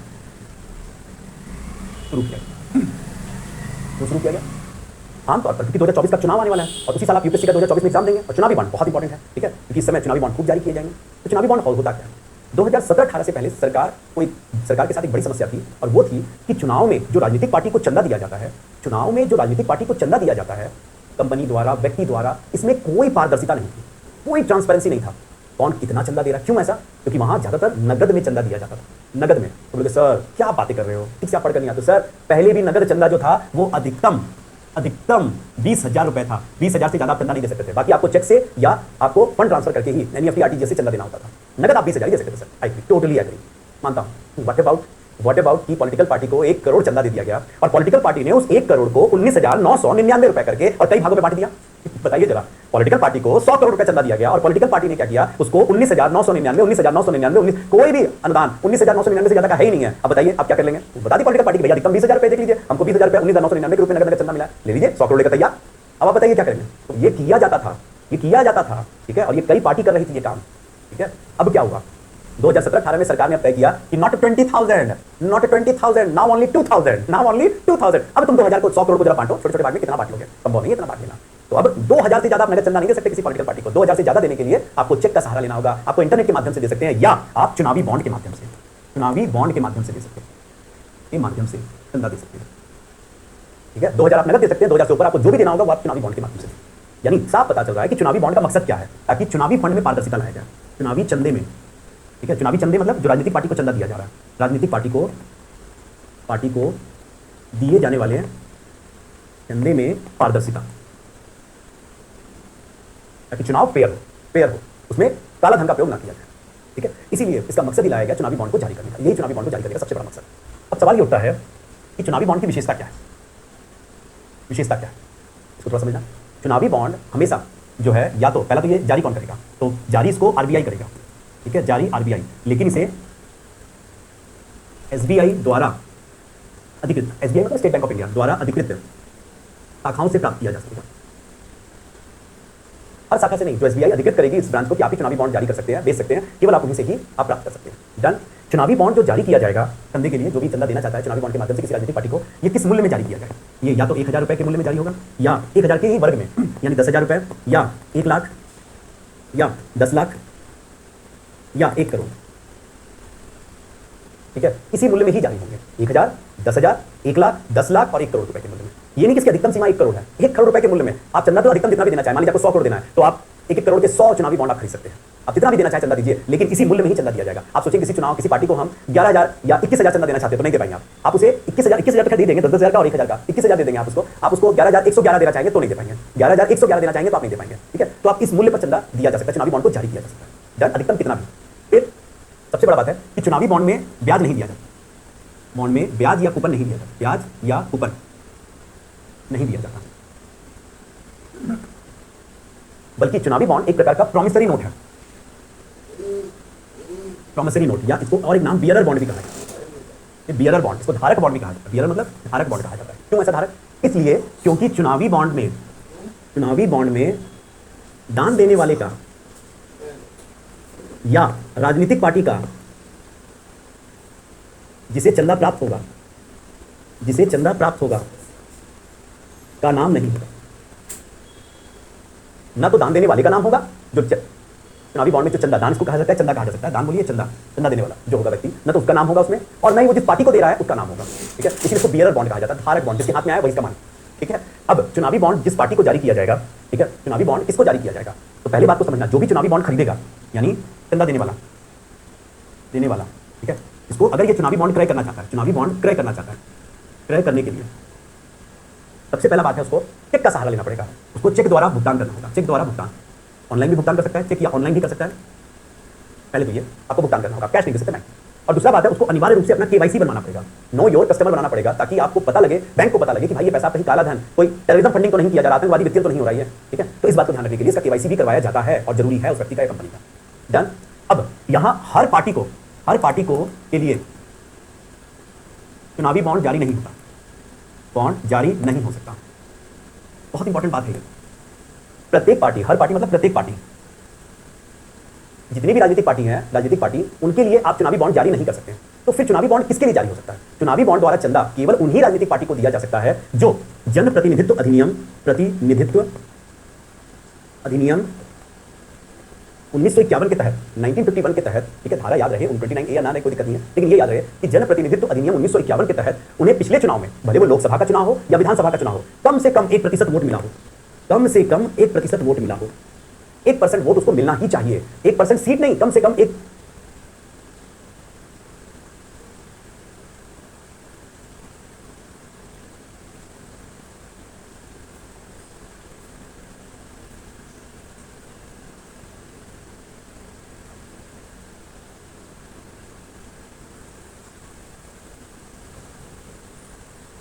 वोट, भले वो लोकसभा का चुनाव हो या विधानसभा का चुनाव हो, उसको कम से कम 1% वोट मिलना ही चाहिए, तभी उस पार्टी के लिए चुनावी बॉन्ड जारी होगा। डन। फिर सबसे बड़ी बात है कि चुनावी बॉन्ड, जैसा कि बताया कि धारक बॉन्ड होता है, ठीक है, बियरर बॉन्ड होता है, क्योंकि इसमें ना तो चंदा देने वाले का नाम और ना ही तो राजनीतिक पार्टी का नाम होता है। इसीलिए इसकी वैधता जो है, इसकी जो वैधता जो है, ये 15 दिन की होती है। कितने दिन की होती है? 15 दिन की होती है। ये 15 दिन कब से? जारी होने से, जिस दिन जारी किया जाएगा उसके 15 दिन के भीतर अगर ये राजनीतिक पार्टी के जो इलेक्शन कमीशन अकाउंट उसको संदर्भित करेगा कि आपके लिए अकाउंट होगा जिसमें चुनावी बॉन्ड का पैसा जमा करेंगे, अगर उसमें 15 दिन के अंदर वो पैसा नहीं, वो चेक नहीं जमा होता है, तो ये प्राइम मिनिस्टर रिलीफ फंड में जाकर जमा हो जाएगा। तो इसका मतलब है ये चुनावी बॉन्ड अब वो राजनीतिक पार्टी के पास नहीं जाएगा, अब ये प्राइम मिनिस्टर रिलीफ फंड, जो प्रधानमंत्री का, ठीक है, रिलीफ कोष है, उस कोष में जाकर के ये जमा हो जाएगा। ठीक है ना, माने जो रिलीफ फंड है, रिलीफ फंड में राष्ट्रपति का भी देखा जाए तो पूरा हक होता है, तो ये उसमें जाकर जमा हो जाएगा। इसीलिए इसकी वैधता 15 दिन की होती है, 15 दिन के अंदर इसको राजनीतिक पार्टी के अकाउंट में जमा कर देना होता है। ठीक है, तो दिस इज। अब चुनावी बॉन्ड को लेकर के मुद्दा क्या है? चुनावी बॉन्ड को लेकर के विपक्ष का मानना है कि आप कह रहे हैं कि आप चुनाव में पारदर्शिता लाने के लिए ला रहे हैं, आप चुनाव में दिए जाने वाले चंदे में पारदर्शिता लाना चाहते हैं, लेकिन इसमें आप कह रहे हैं न तो चंदा देने वाले का नाम होगा और न ही राजनीतिक पार्टी का नाम होगा। चंदा देने वाले का नाम इसलिए नहीं रखा गया इसमें, क्यों नहीं रखा गया? क्योंकि अगर ऐसा हो तो कहीं ना कहीं जो दूसरी पार्टी है, अगर मान लीजिए वो चुनाव जीत कर आ जाती है, उसको पता लग जाएगा तो उसको सफल करना पड़ेगा, उसको प्रताड़ित किया जा सकता है। लेकिन विपक्ष कहता है कि ये स्थिति तो अभी भी बनी हुई है, क्योंकि इसको अकाउंट के माध्यम से दिया जा रहा है, बैंक के माध्यम से दिया जा रहा है, तो ये तो आराम से पता लगाया जा सकता है कि देने वाला बंदा कौन है, और कहीं ना कहीं वो व्यक्ति सफर हो सकता है, उस व्यक्ति को वो राजनीतिक पार्टी परेशान कर सकती है कि तुमने हमें उसको क्यों दिया। और मान लीजिए अगर वो सत्ताधारी पार्टी है तो फिर तो परेशान करना लाजमी है, उसके खिलाफ टैक्स के केस कर सकती है, वहां कोई इंक्वायरी बैठा सकती है उसके खिलाफ, कंपनी के खिलाफ, कहीं ना कहीं ये खतरा बना हुआ है। तो इसकी पारदर्शिता को लेकर के अभी भी सवाल उठा हुआ है कि सरकार इसके सारे एसबीआई से जारी किया जाता है, इसके सारे रिकॉर्ड निकाल सकती है, और इससे क्या है कि जो चुनावी बॉन्ड को जिस पर्पस से लाया गया है, क्या ये वो पर्पस को पूरा कर पाएगा कि नहीं। तो अब इस पर पिछले चुनाव में बहस होना था, निर्णय होना था, लेकिन उस समय चुनाव होने के कारण सुप्रीम कोर्ट ने इसको टाल दिया था, लेकिन अब इसको उससे पहले ही निर्णय इस पर देना चाहती है सुप्रीम कोर्ट, इसीलिए इस पर बेंच का गठन किया गया है। अब इस पर चर्चा चल रहा है, जैसे ही कोई निर्णय आता है आप इसको अपडेट कर दीजिएगा। तो ये है चुनावी बॉन्ड, और मेरे ख्याल से चुनावी बॉन्ड आपको समझ में भी आ चुका है। ठीक है ना, तो जल्दी से आओ हम लोग चुनावी बॉन्ड से संबंधित सवाल कर लेते हैं।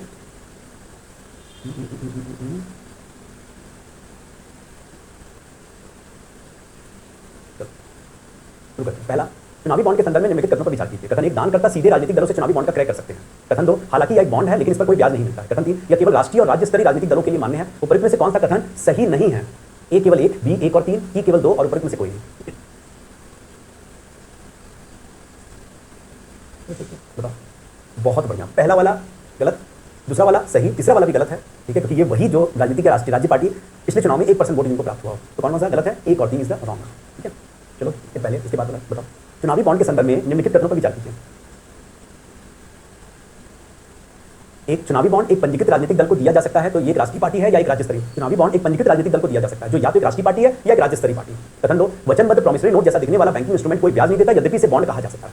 नीचे दिए गए कूट का प्रयोग कर सही उत्तर चुन दीजिए। ए केवल 1, बी केवल 2, सी 1 और 2, डी उपरोक्त में से कोई नहीं।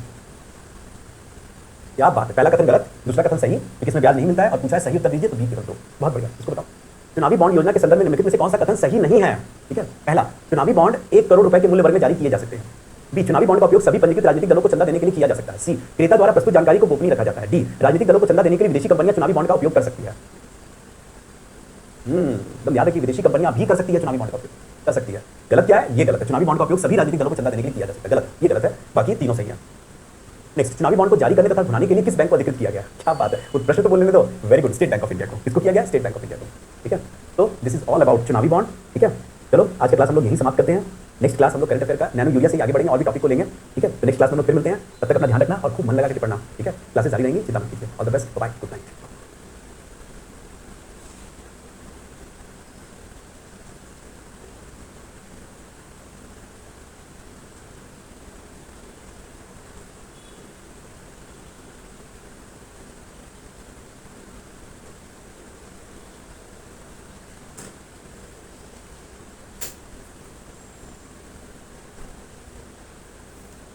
के लिए हानिकारक है। पहले क्वेश्चन निकाल लो। भारतीय अर्थव्यवस्था में वैश्वीकरण के परिणाम स्वरूप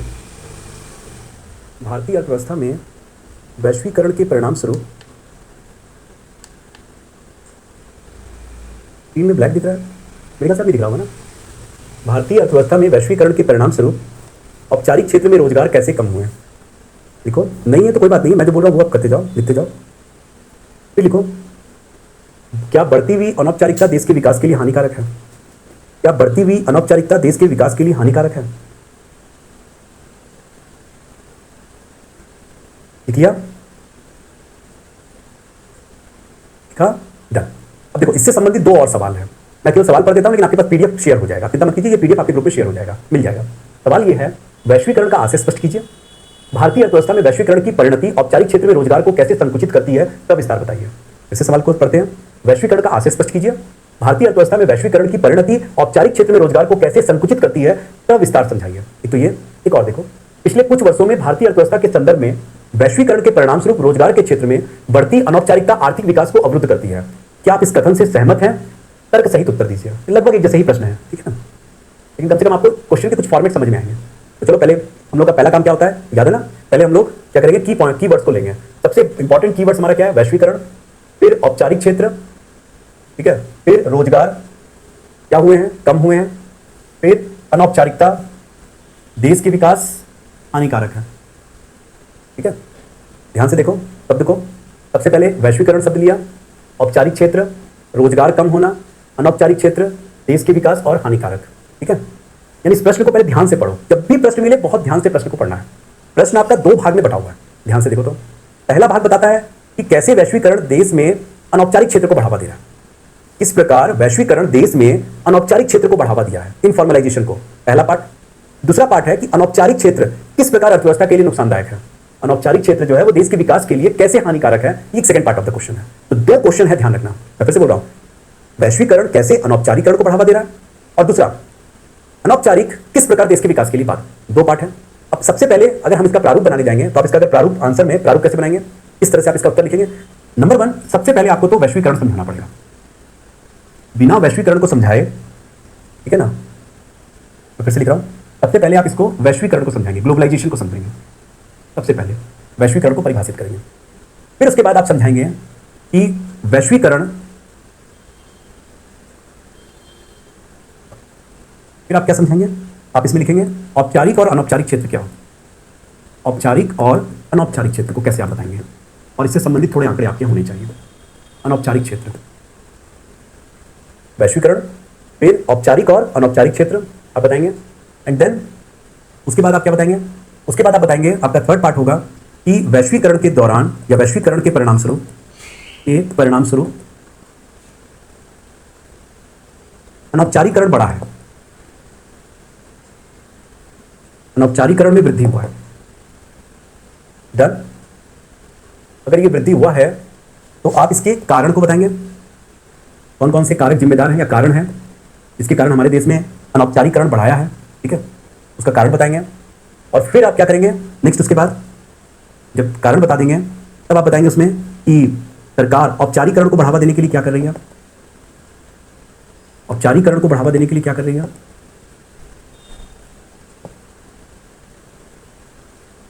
सरकार के प्रयास। और इतना ही नहीं, यहां पर मैं थोड़ा नीचे हो जा रहा है, इसके बाद आप कंक्लूजन भी लिखेंगे। कंक्लूजन मतलब उस प्रयास का परिणाम, प्रयास का थोड़ा परिणाम भी बताएंगे, कुछ सकारात्मक परिणाम, जिससे पता लगता है कि हाँ हमारा प्रयास जो है वो सही दिशा में हो रहा है। तो इस प्रकार आप इसका उत्तर लिखेंगे आराम से, बहुत आराम से आप 200-250 शब्द में इसका उत्तर लिख पाएंगे। वैश्वीकरण, औपचारिक और अनौपचारिक क्षेत्र, वैश्वीकरण के परिणाम स्वरूप, फिर अनौपचारिकता में कैसे वृद्धि हुई है, उसका कारण क्या हुआ है, फिर औपचारिकरण को बढ़ावा देने के लिए सरकार क्या प्रयास कर रही है, और फिर उस प्रयास का क्या परिणाम निकला है, थोड़ा क्या परिणाम है, और आगे भी हम लोग देख सकते हैं उसको कंक्लूजन, या हम उसको निष्कर्ष के रूप में लिख सकते हैं। This is all about. याद रखना आगे की राह भी कंक्लूजन ही होता है, ठीक है। पिछली क्लास में कुछ बच्चों को डाउट था कि सर आगे की राह तो आपने कर दिया, कंक्लूजन नहीं लिखा। आगे की राह भी कंक्लूजन में ही शामिल होता है, ठीक है। आप फिर उसमें और कंक्लूजन लिख करके आप शब्द सीमा का उल्लंघन और हो जाएगा, तो ज्यादा लिखना नहीं है। तो शुरू करें फिर। अब हम लोग पहले टॉपिक को थोड़ा समझते हैं। डन। पहले समझते हैं, फिर आंसर राइटिंग अपने आप हो जाएगा। सबसे पहले वैश्वीकरण क्या है, ग्लोबलाइजेशन क्या है, आप इसको समझिए। वैश्वीकरण आर्थिक एकीकरण को प्रदर्शित करता है। वैश्वीकरण आर्थिक एकीकरण को प्रदर्शित करता है, जो आर्थिक स्वतंत्रता और आर्थिक खुलेपन से संबंधित होता है। फिर से बोल रहा हूं, वैश्वीकरण आर्थिक एकीकरण से संबंधित होता है, जो आर्थिक खुलेपन और आर्थिक स्वतंत्रता से संबंधित होता है। मतलब वैश्वीकरण से अभिप्राय है जहां उत्पादन के कारक, मैं बताया ना, उत्पादन के कारक पूंजी है, श्रमिक है ना, तो जहां उत्पादन के कारक एक देश से दूसरे देश में बिना किसी बाधा के क्या कर सकते हैं, गति कर सकते हैं या मूव कर सकते हैं।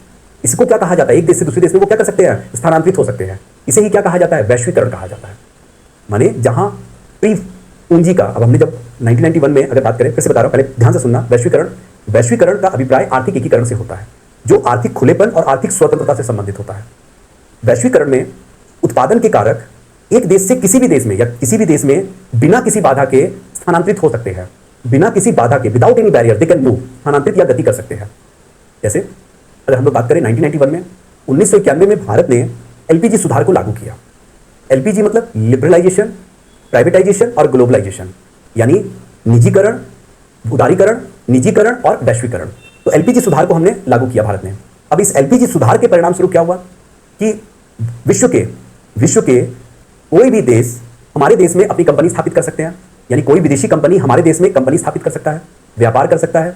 विश्व का कोई भी श्रमिक, वैश्विक अर्थव्यवस्था से जुड़ा कोई भी श्रमिक भारत में आकर काम कर सकता है, यानी श्रम का मूवमेंट आसान हो गया। ये क्या करता है, ये फ्री फ्लो ऑफ ट्रेड करता है, free flow of goods and service करता है, यानी वस्तु और सेवा का बिना किसी बाधा के मुक्त क्या करता है, व्यापार को बढ़ावा देता है, पूंजी के मुक्त हस्तांतरण को बढ़ावा देता है। तो उसके परिणाम स्वरूप क्या हुआ, बाहर की कंपनियां, विदेशी कंपनियां भारत में स्थापित हुई, उन्होंने भारत में निवेश भी किया।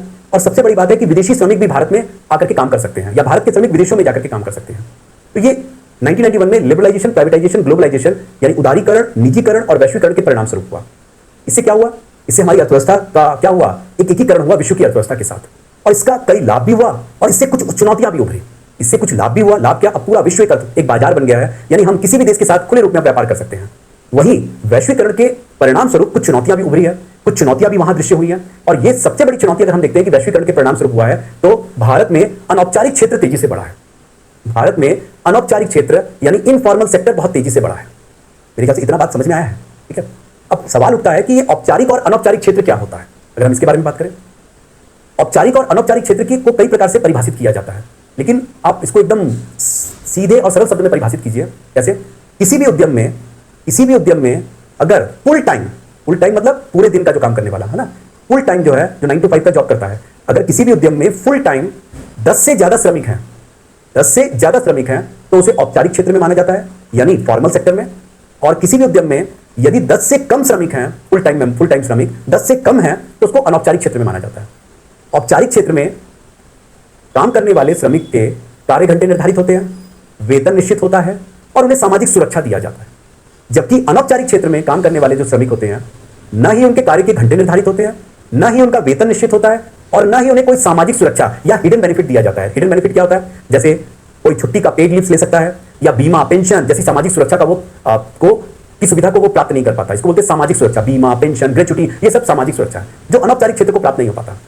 डन। तो हमने फिर क्या किया, औपचारिक और अनौपचारिक क्षेत्र को परिभाषित कर दिया। मेरे ख्याल से भी समझ में आ गया। अभी पहले समझ लो, फिर इसके बाद हम लोग आंसर राइटिंग शुरू करेंगे। डन। तो हमने वैश्वीकरण क्या होता है समझ लिया, औपचारिक और अनौपचारिक क्षेत्र समझा है। अब आता है वैश्वीकरण के परिणाम स्वरूप अनौपचारिक क्षेत्र कैसे बढ़ा है, इसको जरा समझना। इसके हम 3-4 कारण बता सकते हैं कि क्यों भारत में अनौपचारिक क्षेत्र बढ़ा। लेकिन उससे पहले डेटा जान लो कि भारत में वर्तमान में अनौपचारिक क्षेत्र है कितना। भारत में वर्तमान में अनौपचारिक क्षेत्र है कितना, अगर इसकी बात करें तो हम क्या देखते हैं, भारत में इसका एक फार्मूला सिंपल याद रखना, और वो फार्मूला है 65, 35, 15, 85। फिर से बोल रहा हूं, 65, 35, 15, 85। 65, 35, 15, 85। क्या मतलब है, 65 जो है भारत में किसमें काम करने वाले हैं, कृषि में काम करने वाले श्रमिक है 65%। डन। 35% जो काम करने वाले हैं वो कहां पर है, वो गैर कृषि में है। कहां काम करने में है, गैर कृषि क्षेत्र में है। डन। अब ये जो 35% है इसमें से भी 15% जो है ये औपचारिक क्षेत्र में काम करने वाले हैं। डन। 85% जो है इसमें से भी 85% जो है ये किसमें है, ये अनौपचारिक क्षेत्र में है। डन। किसमें से, ध्यान रखो ये किसमें से मैं बता रहा हूं, 35% में, 85% अनौपचारिक क्षेत्र में है, और 65 पूरा का पूरा ये हमारा क्या है, ये अनौपचारिक है। कृषि हमारा अनौपचारिक क्षेत्र, असंगठित क्षेत्र है।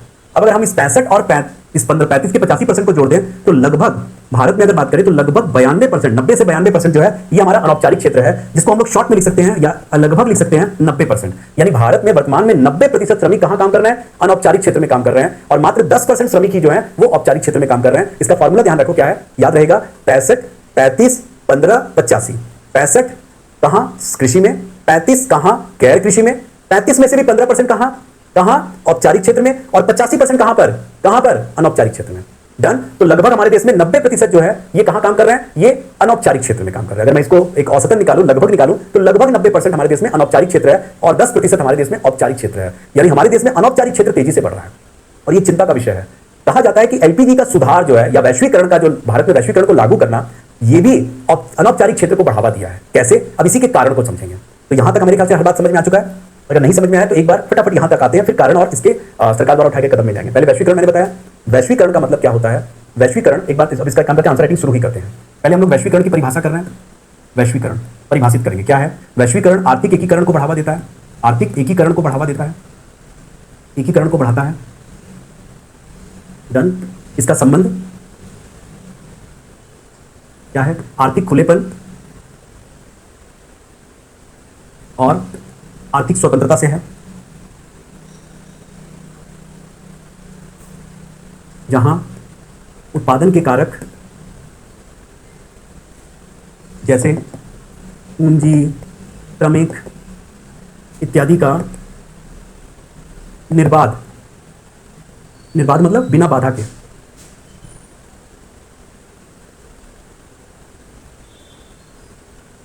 व्यापार होता है, व्यापार या स्थानांतरण होता है।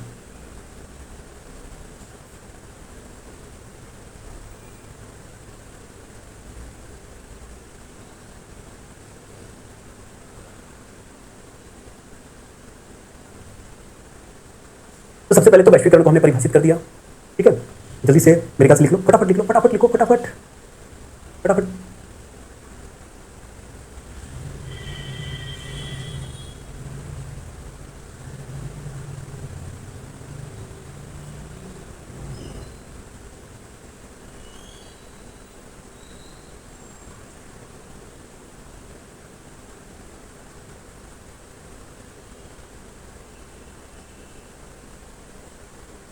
देखो, वैश्वीकरण आर्थिक एकीकरण को बढ़ाता है, ठीक है। फिर इसका संबंध आर्थिक खुलेपन, आर्थिक स्वतंत्रता से है, जहां उत्पादन के कार्य जैसे पूंजी, श्रमिक इत्यादि का निर्बाध व्यापार या स्थानांतरण होता है।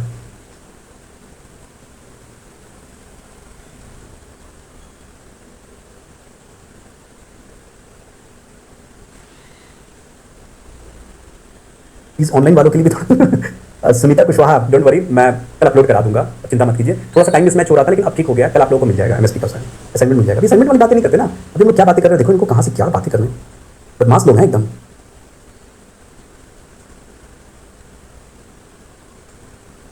हो गया, खोचो लोग, हुआ कि नहीं हुआ बताते भी नहीं हो। देखो इतना सारा लिख दिया, नहीं बताया। आर्थिक खुलापन का मतलब वही है कि जहां वस्तु का, सेवा का, पूंजी का, श्रमिक का निर्बाध क्या होता है, आवाजाही होता है। फ्री फ्लो, आवाजाही।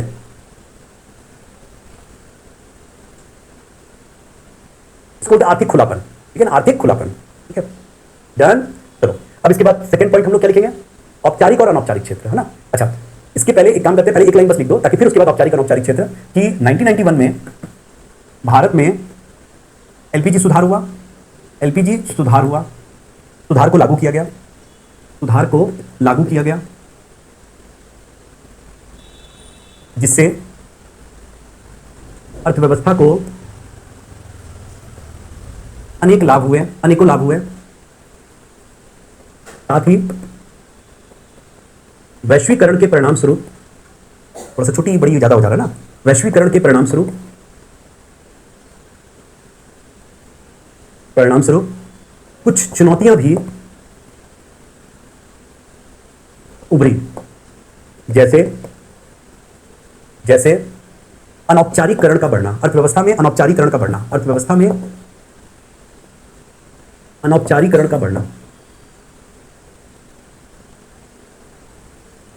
अर्थव्यवस्था में अनौपचारिकरण का बढ़ना, प्रॉपर कर दे रहे हैं, जल्दी से लिखो।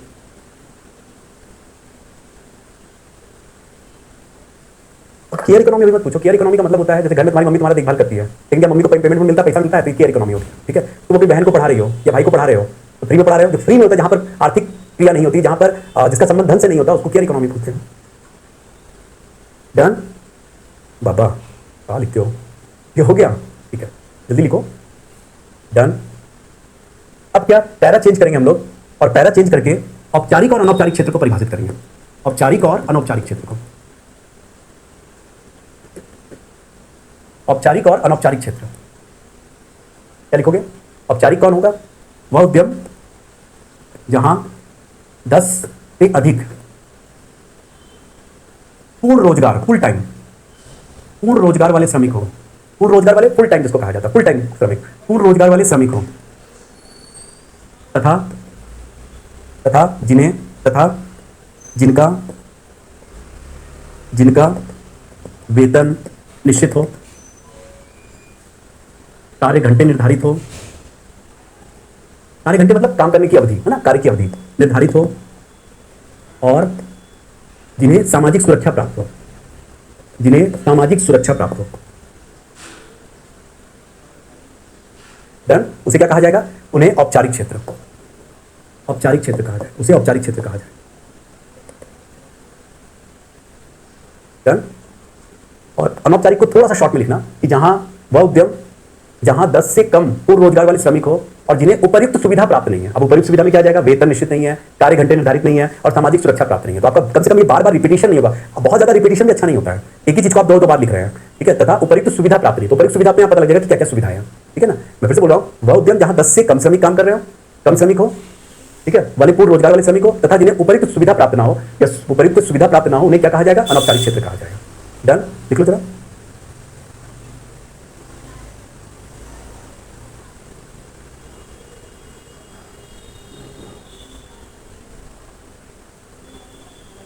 दस से कम, 10 से ज्यादा, एक परिभाषा के रूप में हमने लिया है। इसको माना जाता है विद्युत और गैर विद्युत क्षेत्र में। जैसे अगर विद्युत का प्रयोग किया जा रहा है, किसी मशीन का प्रयोग किया जा रहा है, तो हम उसको क्या बोलेंगे, 10 से अधिक। और अगर गैर विद्युत क्षेत्र है, जहां विद्युत का प्रयोग नहीं हो रहा है, यानी मशीन का प्रयोग नहीं हो रहा है ज्यादा, जैसे आप ऐसे समझिए हथकरघा उद्योग में अगर वो पावर लूम का प्रयोग हो रहा है तो 10 से ज्यादा श्रमिक, और अगर गैर माने बिना पावर लूम का हथकरघा से काम हो रहा है तो वहां पर क्या होगा, बिना पावर का है तो वहां पर 20 से ज्यादा। तो ये परिभाषा दिया हुआ, लेकिन इतना थोड़ा सा दिमाग में रखो, ये काफी है। इसका एक अलग परिभाषा से दिया हुआ औपचारिक अनौपचारिक क्षेत्र का, ठीक है ना।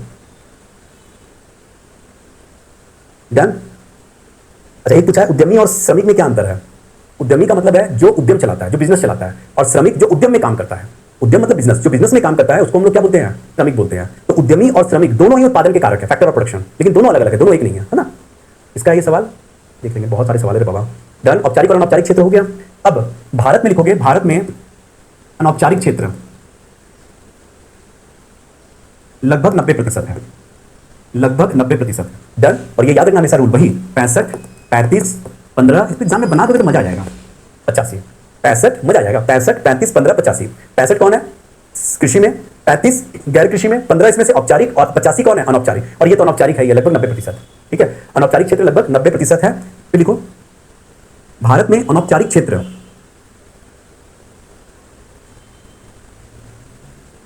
बढ़ने के कारण, या अगर इसको लिखना चाहो तो लिख सकते हो पहले जोड़कर वैश्वीकरण के परिणाम स्वरूप, वैश्वीकरण के परिणाम स्वरूप। ठीक है, भारत में अनौपचारिक क्षेत्र बढ़ने के क्या क्या कारण रहे हैं, क्यों भारत में अनौपचारिक क्षेत्र तेजी से बढ़ा है, उसके बारे में बात करते हैं। नंबर 1, सबसे पहले समझना बहुत ध्यान से, वैश्वीकरण के कारण क्या हुआ है। वैश्वीकरण के कारण भारत में एफडीआई के अंतर प्रभाव, एफडीआई मतलब प्रत्यक्ष विदेशी निवेश, है ना, विदेशी निवेश को विदेशी निवेश बोल सकते हैं, या एफडीआई फॉरेन डायरेक्ट इन्वेस्टमेंट, विदेशी प्रत्यक्ष निवेश को हम बोलते हैं। तो एफडीआई के अंतर प्रवाह में वृद्धि हुई है, अंतर प्रवाह में वृद्धि हुई है, अंतर प्रवाह में वृद्धि हुई है। डन। अब एफडीआई का जो प्रभाव है, एफडीआई जो है, एफडीआई अधिकांशतः पूंजी आधारित क्षेत्र में आता है, पूंजी आधारित क्षेत्र में आता है। ये पूंजी आधारित का क्या मतलब है, पूंजी आधारित और श्रम आधारित दो होते हैं। पूंजी आधारित जहां तकनीक का ज्यादा प्रयोग होता है, जहां पूंजी ज्यादा लगता है, जहां अत्यधिक कुशल श्रमिक की आवश्यकता होती है, और भारत में तो ऐसी कुशल श्रमिकों की कमी है। श्रम आधारित का मतलब है जहां कम पूंजी लगता है, जहां पुराने तकनीक का प्रयोग होता है, जहां अधिक श्रमिक का उपयोग होता है। तो दो होते हैं, पूंजी आधारित और श्रम आधारित, कैपिटल इंटेंसिव और लेबर इंटेंसिव। ठीक है, अब बताओ कहां रोजगार बढ़ता है, श्रम आधारित में, कहां रोजगार कम होता है, पूंजी आधारित में, क्योंकि मशीन को बढ़ावा देता है, तो इसमें पूंजी आधारित क्षेत्र में आता है अधिकांशतः। ठीक है, अब ये पूंजी आधारित में आने के कारण यह किसको बढ़ावा देता है, यह स्वचालन को बढ़ावा देता है, स्वचालन को बढ़ावा देता है, स्वचालन को, स्वचालन या इसको बोलते हैं ऑटोमेशन, क्या बोलते हैं इसको, ऑटोमेशन। अगर इंग्लिश में जानना चाहते हो थोड़ा सा तो ऑटोमेशन को बढ़ावा देता है, बढ़ावा देता है। स्वचालन का मतलब क्या हो गया, मतलब आप जहां तकनीक का प्रयोग कर रहे हैं, उच्च तकनीक का प्रयोग कर रहे हैं। अब सोचो, उत्पादन हो रहा है, उत्पादन हो रहा है, लेकिन श्रम के द्वारा नहीं, तकनीक और मशीन के द्वारा। इससे क्या होगा, उत्पादन तो बढ़ेगा, लेकिन किसके आधार पर, मशीन और तकनीक से, आर्टिफिशियल इंटेलिजेंस से। तकनीक तो, उत्पादन तो बढ़ेगा, लेकिन ये रोजगार नहीं बढ़ाएगा। तो कहीं ना कहीं एफडीआई का जो अंतर प्रभाव हुआ है वैश्वीकरण के कारण, वैश्वीकरण के परिणाम स्वरूप भारत में एफडीआई तेजी से बढ़ा। लेकिन ये एफडीआई आया कहां, आया पूंजी आधारित क्षेत्र में, और सबसे ज्यादा पूंजी आधारित क्षेत्र में आता है। पूंजी आधारित क्षेत्र ये ऑटोमेशन को बढ़ावा देता है, स्वचालन को बढ़ावा देता है। ऑटोमेशन क्या करता है, ये तकनीक और मशीन, और तकनीक और मशीन उत्पादन तो बढ़ाता है, तकनीक और मशीन उत्पादन तो बढ़ाता है, लेकिन रोजगार नहीं बढ़ाता है। मतलब यहां पर उत्पादन बढ़ रहा है,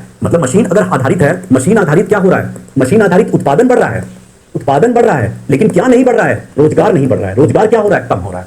तो एक तरह से देखा जाए इसने क्या किया है, इसने देखा जाए तो जहां ऑटोमेशन को बढ़ावा दिया है, तो कहीं ना कहीं इसने रोजगार को कम किया है। यानी ज्यादातर ऑटोमेशन का मतलब यहां औपचारिक क्षेत्र, औपचारिक क्षेत्र में रोजगार क्या हुआ है, कम हुआ है। क्यों, क्योंकि औपचारिक क्षेत्र में ज्यादातर तकनीक के द्वारा उत्पादन हो जा रहा है। तो अगर यहां कम होगा तो कौन सा क्षेत्र बढ़ेगा, इसका मतलब है इसने अनौपचारिक क्षेत्र को बढ़ावा दिया है। इसने किसको बढ़ावा दिया है, अनौपचारिक क्षेत्र को बढ़ावा दिया है। कि अगर लोगों को यहां पर रोजगार नहीं मिल रहा है, कम मिल रहा है, तो लोग कहां जाएंगे, फिर अनौपचारिक क्षेत्र में जाएंगे, जिससे अनौपचारिक क्षेत्र बढ़ा है। तो एक बहुत बड़ा कारण ये रहा है वैश्वीकरण का परिणाम स्वरूप, जिसके कारण भारत में अनौपचारिक क्षेत्र बहुत तेजी से बढ़ा है। दूसरा कारण में आते हैं, पहले ये कारण अच्छे से लिख लो, इस कारण को समझ लो ताकि यहां दिक्कत ना आए। हाँ, एग्जाम में एलपीजी आपको लिखना ही चाहिए, लिखना ही चाहिए, एकदम लिखना चाहिए। बदमाश लोगों,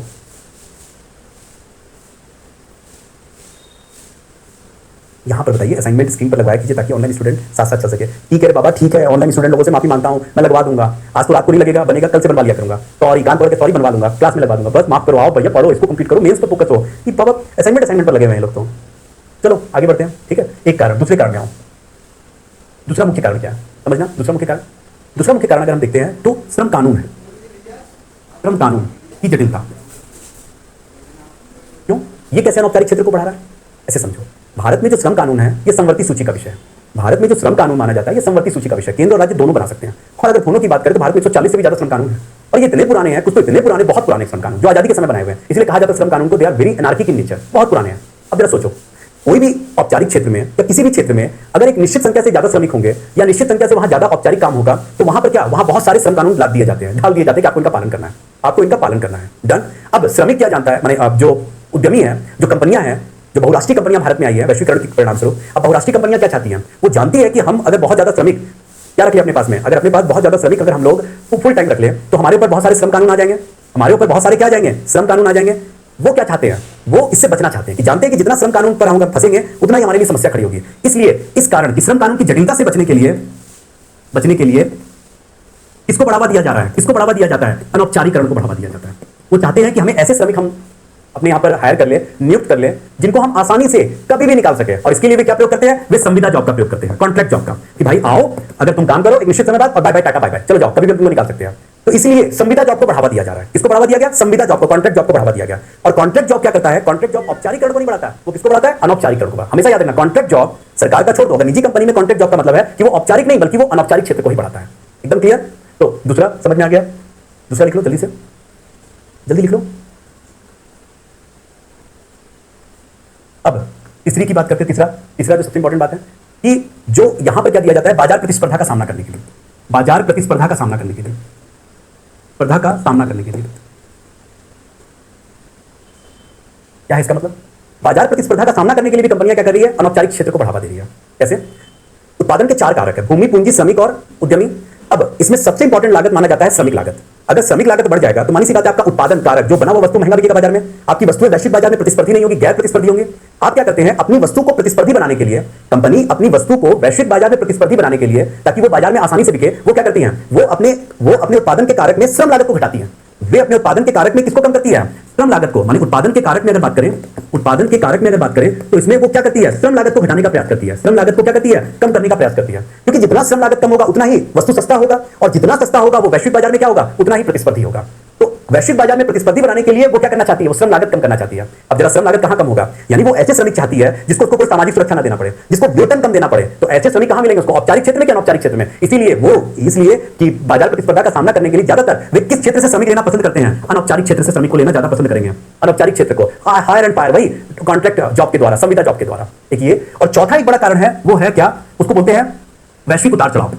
वैश्विक उतार चढ़ाव ये क्या है? इसको भी जरा समझना। वैश्विक उतार चढ़ाव आमतौर पर ग्लोबलाइजेशन का मतलब होता है हर अर्थव्यवस्था का दूसरी अर्थव्यवस्था से संबंध स्थापित हुआ है, एकीकरण हुआ है।